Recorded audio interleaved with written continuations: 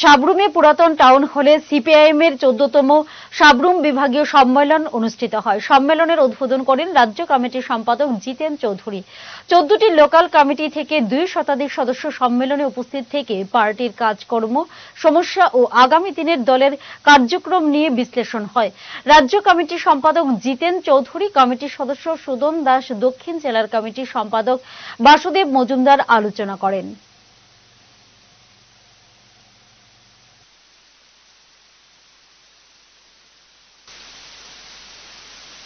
সম্মেলনে বিগত 3 বছর যে আমাদের পার্টির তার সংগঠনের সমস্ত দিক তুলে ধরেই আমরা চুলছেড়া বিশ্লেষণ করেছি। যে সকল সাংগঠনিক কাজে দুর্বলতাগুলি ছিল তাকে কিভাবে আগামী দিনে কাটিয়ে তোলা যায়, তার সাথে আমাদের যে বাম গণতান্ত্রিক যে সকল সংগঠনগুলি আছে এই সংগঠনগুলিও যে সংগঠনগুলি দুর্বলতা আমরা চিহ্নিত করেছি, এই দুর্বলতাগুলি কাটিয়ে তুলে কিভাবে আগামী দিনে আমরা আমাদের তার সংগঠনের কাজে সেখানে আমাদের যে বিভিন্ন কর্মসূচিগুলি রূপায়ণ করব, এই বিষয়গুলি নিয়ে আমরা আলোচনা সেখানে করেছি।